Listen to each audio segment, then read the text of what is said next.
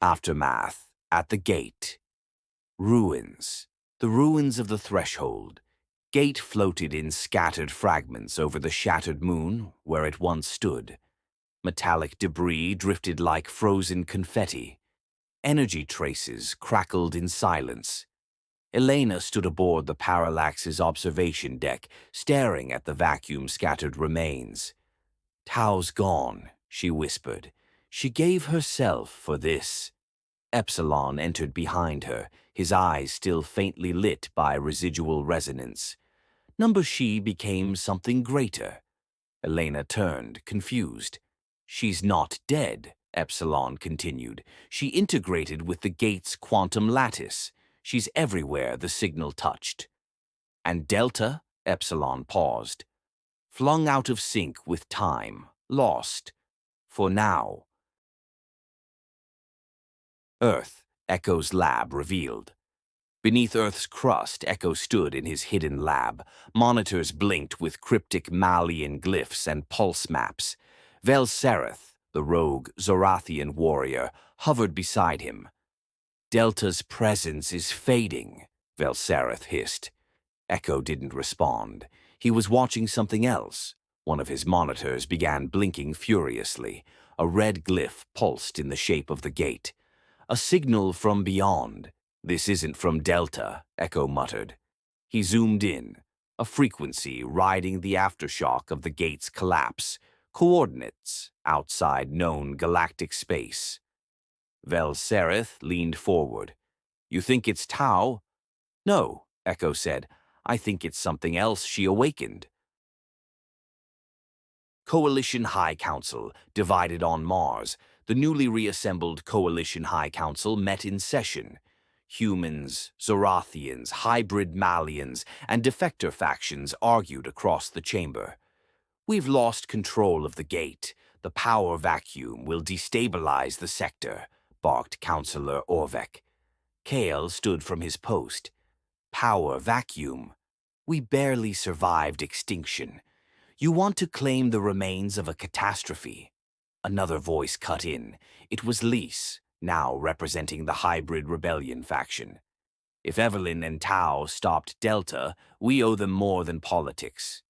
We owe them purpose." Cyrex, present via hologram, added darkly, "And what if Delta returns, or worse, arrives in his place?"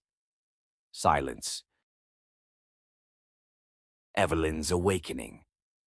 Evelyn drifted in a dreamlike state. Surrounded by fragments of gate memory, she floated through timelines, seeing alternate outcomes, futures where Delta ruled, others where nothing survived. A voice echoed, "Not Tau, not Delta.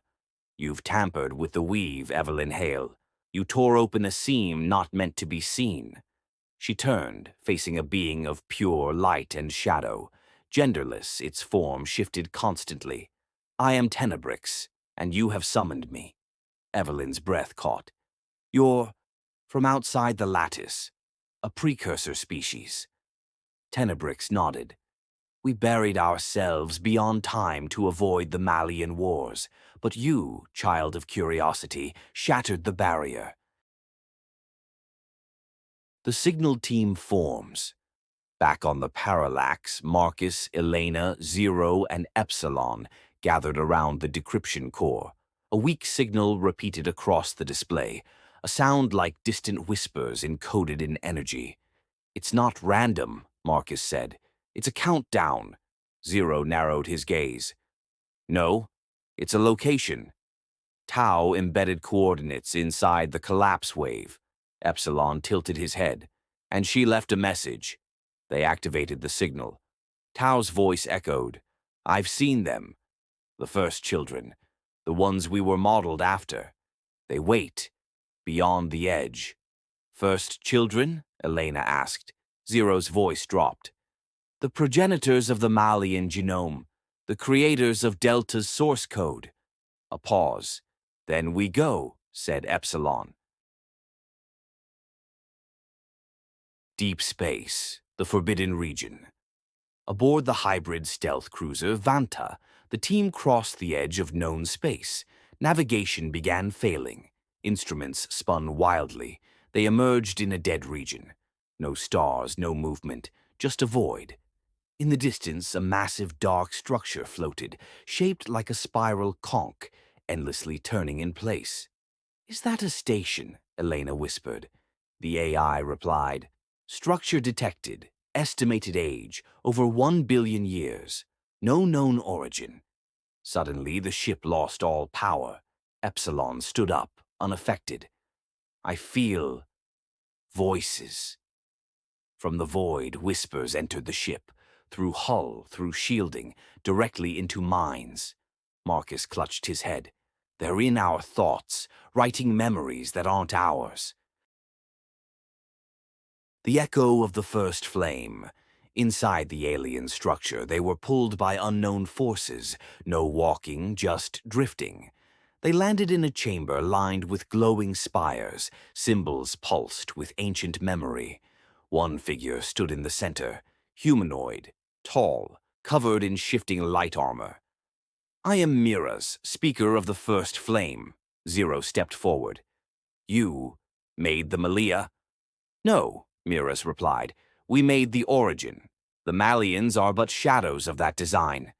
Elena raised her weapon. "Why reach out now?" "Because one of you carries the inheritance of Tau, and the gate's collapse has released something old, a hunger." Epsilon's chest glowed faintly. Miraz looked directly at him. "You are the key, and the bait."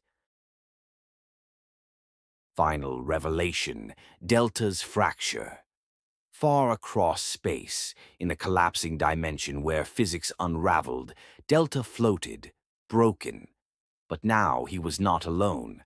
1,000 reflections of himself orbited him, fragments of timelines he could no longer control. In their center stood a version of him, grinning. "You gave up too early," the mirror Delta said. "You forgot what we are." Delta trembled. "You're not real." "Oh, but I am," the mirror replied.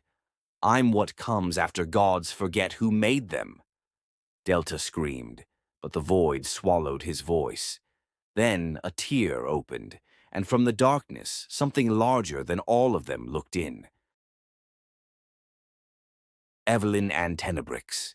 Back in her mental limbo, Evelyn stared at Tenebrix. "What happens now?" Tenebrix's form split and merged endlessly. "Now, the true architects awaken, and your war becomes an echo of something far older,